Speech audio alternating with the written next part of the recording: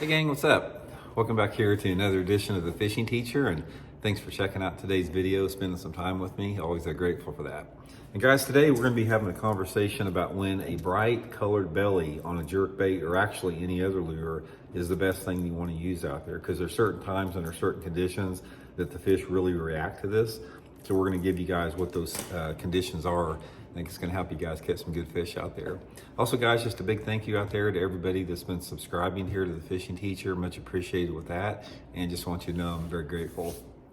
Okay, guys, bright colored jerkbaits, specifically jerkbaits. Now, this can also apply to topwater lures, crankbaits, whatever like that. But I sort of wanted to gear it specifically around a jerkbait because I think the belly color on a jerkbait probably is more important than about any other hard lure category with this. Now, at first glance, you think that, okay, this is a bright colored belly, so it's going to be best in, dirty water out there. Now, there is an element of truth to that, but that is not what I have found that makes a bright belly. That's not the definitive reason to use a bright belly. Actually, I have found that the belly, if you're in dirty water, the belly color is not as important as having a sort of a side that glows a little bit, maybe like a white or a pearl.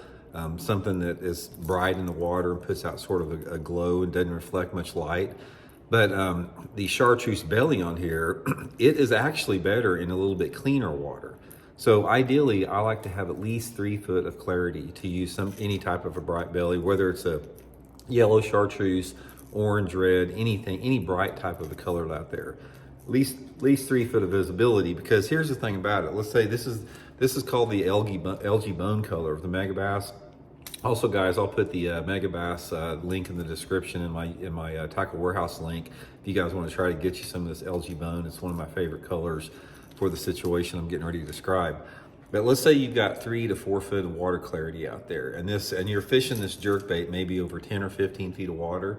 Now, when those fish in that cleaner water, like 3, 4, 5, 6 foot of visibility, they can see this from a long way, in that clear water out there. So in my opinion out there, the yellow belly is really important when the fish are coming up on a lure. So it's more critical if you're fishing a jerkbait or a crankbait or topwater over deep water, where you feel that those fish have to rise a distance to catch that bait because it's not getting down to the bottom.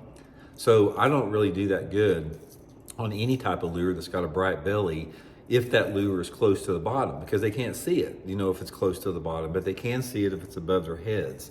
So that's the first thing to remember is you've got to fish deep enough water where they have to look up to see it, and you've got to have clear enough water where, they can actually be attracted to the bright sides.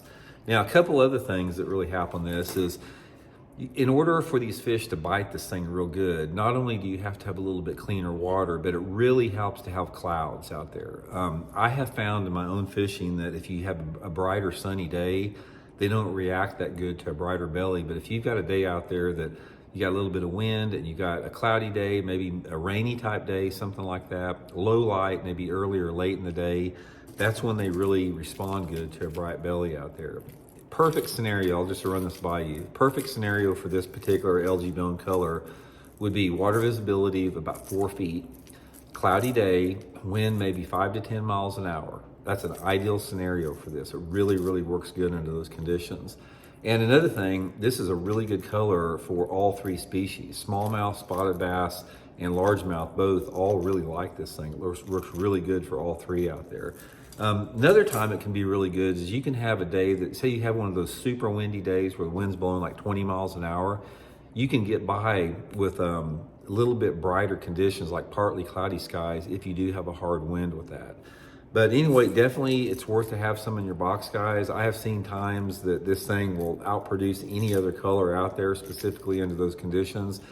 And I have caught some fish. Let me give you an example of excuse me, an outlier with that. I've done pretty good like on this color down at Grand Lake, where the water visibility is like 2 foot, where I am purposely keeping the bait shallow. Let's say I'm throwing it up to a steep bank. You got 2 foot of water visibility, and I know the fish are in that shallower water, but I still want to keep the bait high. So in that situation, I'll keep my jerk bait rod higher. I won't jerk it down, I'll jerk it to the side. and that'll make this bait only go down about 2 feet. And if you're in 5 foot of water, so you can sort of still accomplish the same thing with it. But anyway, guys, give them a try. Definitely place for them in your box. There's time they're going to work better than anything else, and hope it helps you out. We'll talk later.